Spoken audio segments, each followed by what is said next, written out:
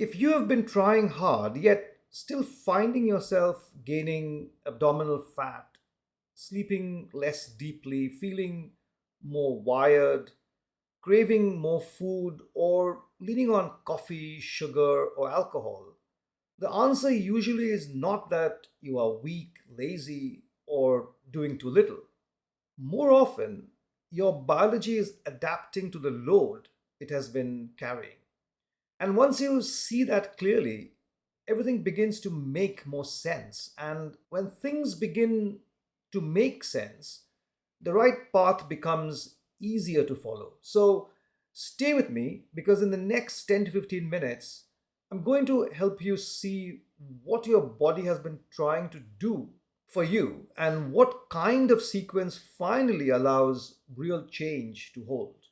Human biology is built to keep us alive, to help us survive, and when conditions allow, to help us thrive.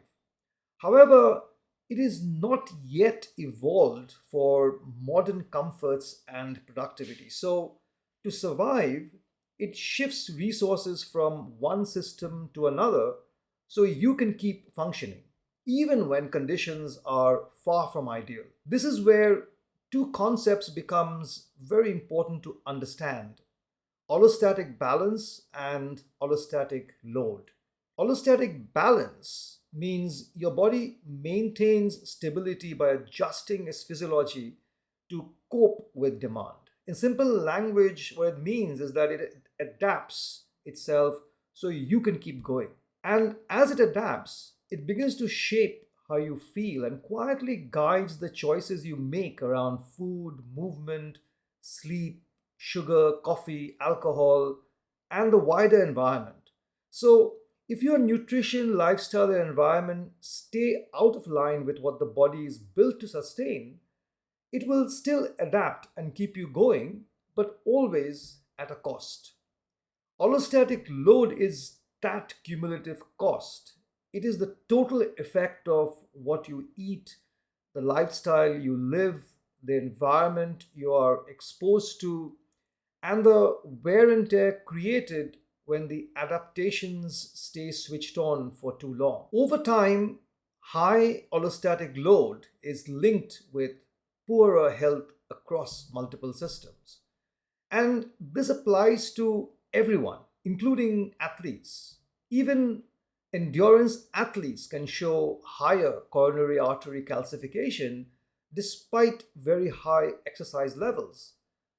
And this can happen when total load remains high because training helps only when recovery and wider life load remains within the body's adaptive range. Hormones are an important part of that survival intelligence. They help decide when your body should build or conserve, repair or defend, reproduce or delay reproduction, and most importantly, store fat or release it.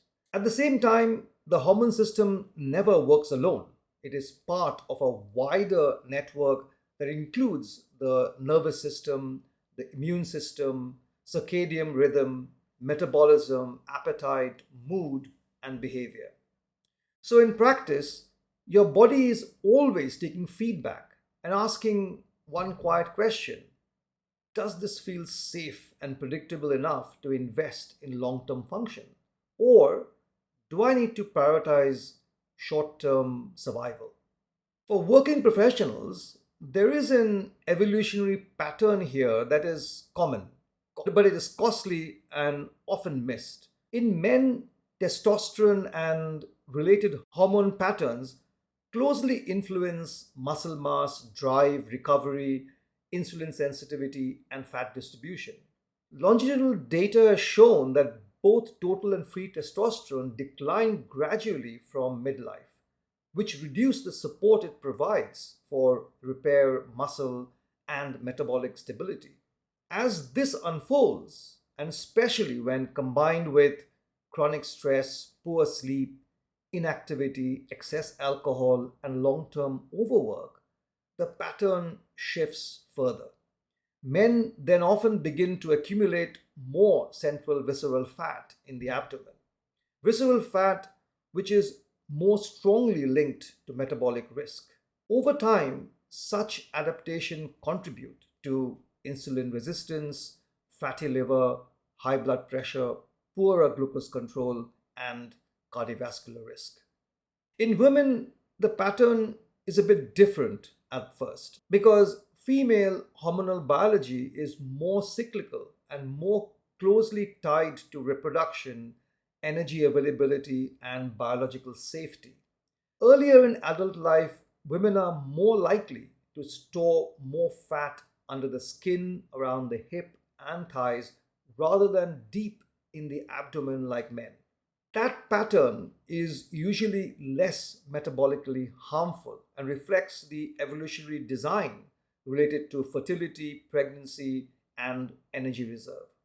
However, through premenopause and menopause, ovarian hormone levels shift significantly. Then, what happens is fat storage often moves more towards the abdomen. Appetite regulation becomes harder, vascular protection reduces, and glucose control also worsens.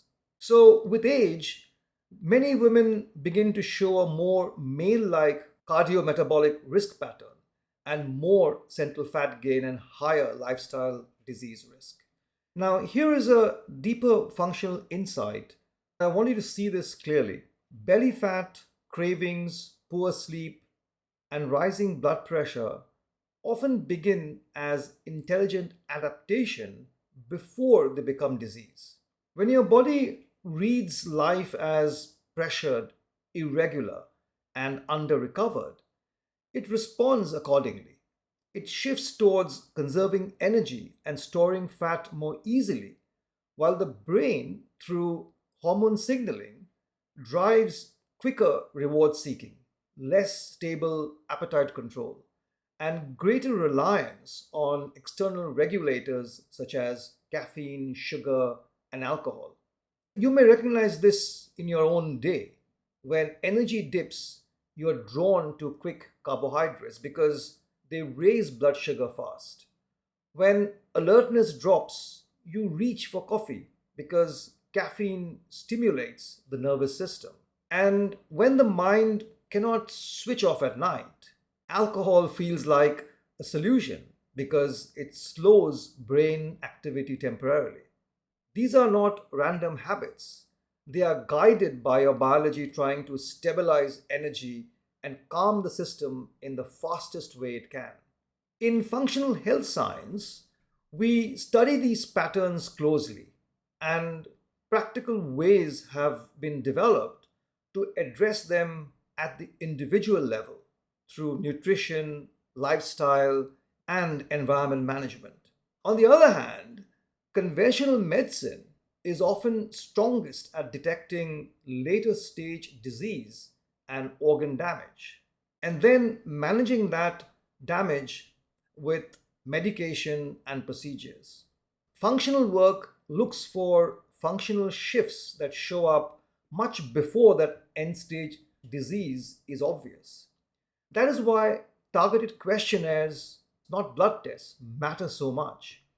They allow the person to report the exact changes the body is already signaling, such as energy swings, digestive changes, mood shifts, memory changes, poor recovery, muscle pain, and even sleep disruption. Those subtle shifts, those signals, help show which core systems are under strain and where most useful changes in nutrition, lifestyle, and environment are likely to sit. And that is where precise personal guidance becomes valuable because the pattern has to be seen clearly before the plan can be right.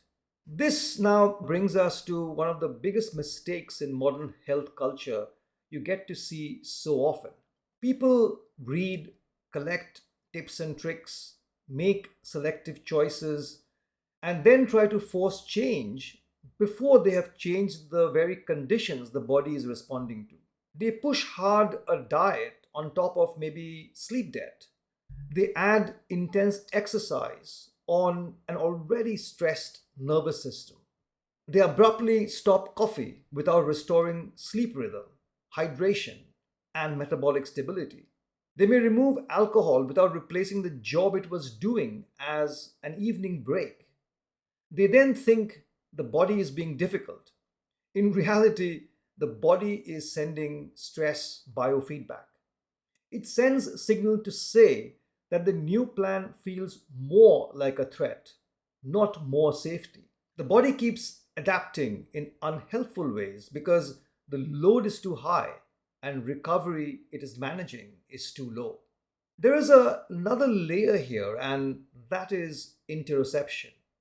Interoception means your ability to sense what is happening inside your body, such as tension, hunger, fullness, heartbeat, breathing, fatigue, unease, and internal activation. Stress and interoception are closely linked through two-way brain body signaling. Under chronic stress, some people become overly alert to body signals, especially heart rate, chest sensations, or blood pressure changes, and begin to feel that something is wrong with the heart when the system is actually in a stress driven state of alarm. Others become numb to body signals and keep overriding them until the body has to shout. Either way, self regulation can often get worse. This is one reason people can be highly motivated and still struggle to change. You can rarely change the state of allostasis without reducing the allostatic load on the body because the body always tries to survive the demands placed on it through diet, lifestyle, and environment. So, before real change can hold, the body first has to feel a different signal. That is the biologically intelligent approach because the pattern has to be seen clearly. The sequence of changes in nutrition, lifestyle, and environment has to be right. So, the central message is this: your body is usually not resisting change without reason, it is protecting a state that has helped you cope. If you understand that adaptation, you stop fighting symptoms in isolation and start restoring function in sequence. That is when energy becomes steadier, appetite becomes clearer, sleep deepens, body composition improves without less backlash, and health becomes more sustainable in real life. That is where real functional change begins, and that is exactly why guided functional work can change the outcome. Thank you for listening.